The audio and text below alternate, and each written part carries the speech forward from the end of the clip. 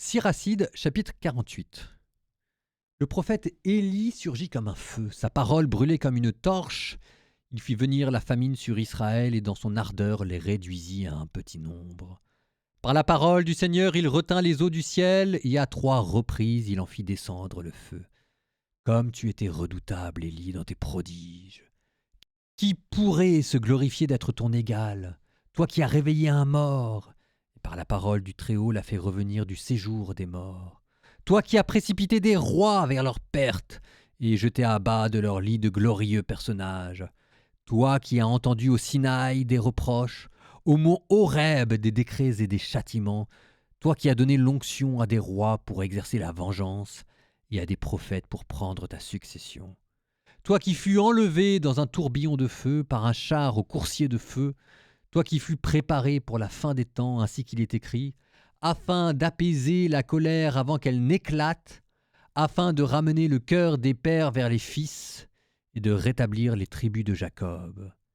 Heureux celui qui te verra. Heureux ceux qui, dans l'amour, se seront endormis. Nous aussi, nous posséderons la vraie vie. Quand Élie fut enveloppé dans le tourbillon, Élisée fut rempli de son esprit. Et pendant toute sa vie, aucun prince ne l'a intimidé. Personne n'a pu le faire fléchir. Rien ne lui résista. Et jusque dans la tombe, son corps manifesta son pouvoir de prophète. Pendant sa vie, il avait fait des prodiges. Après sa mort, des œuvres merveilleuses.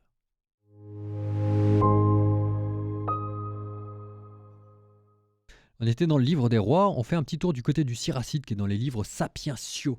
Parce que dans le Siracide, on vous retrace l'histoire, alors rapidement, mais sous forme de poésie, et on vous parle des gens illustres, des héros du peuple d'Israël. Et donc il y a un petit passage consacré à Élie et à Élisée, ce qui est assez bien vu pour terminer le cycle d'Élie.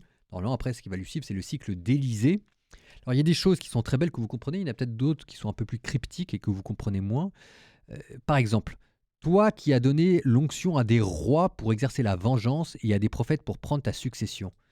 Ça veut dire que du temps de Élie, Élie avait prévu que l'on détruise la maison d'Akab. Et donc il avait nommé roi d'autres personnes pour aller détruire la maison d'Akab. C'était Jéhou. Et il avait dit, celui de la maison d'Akab, qui ne sera pas détruit par Jéhou, qui ne périra pas par l'épée par Jéhou, à quel il avait donné l'onction, il périra par l'épée d'Élisée. C'est pour ça qu'il avait nommé des prophètes.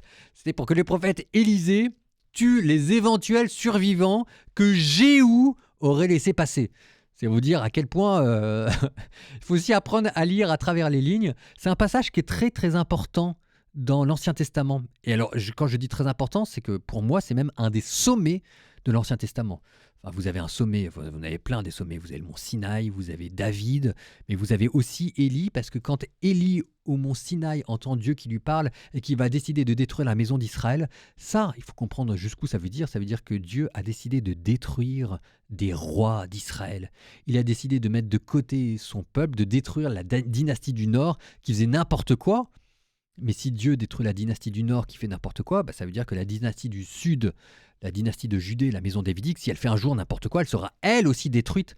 Et c'est comme ça que maintenant est déjà préfigurée la destruction de Jérusalem et l'exil à Babylone. C'est Élie, alors ça vous regarderez, c'est pour ceux qui veulent, c'est dans la Bible en un an. Élie, c'est le moment où Dieu se retourne avec Élie pour se dire, mince, on a eu Abraham, on a eu Moïse, on a eu David, on était parti pour avoir une belle royauté, là ils font n'importe quoi. Et c'est Dieu qui change le plan. Et qui, après la théologie de l'alliance, après cette espèce de grande monarchie théocratique qui était le projet de Samuel, de David, dans une certaine mesure, et certainement de Moïse, Dieu passe du projet de monarchie de théocratie en Israël à un autre projet, ce qu'on appelle la théologie du reste. C'est-à-dire qu'il va tout détruire et puis là, il va se concentrer sur un petit nombre qui sera resté fidèle. Et c'est Élie exactement qui marque ce passage-là dans l'Ancien Testament. Bon, il y aurait plein de choses à dire, mais ça, c'est quand même pour donner un petit peu de relief. C'est plus que du folklore, Élie. Élie, il a une place charnière dans l'histoire du salut, et c'est cette histoire du salut qui vous a sauvé. Donc ça ramène Élie de votre côté, si vous voulez.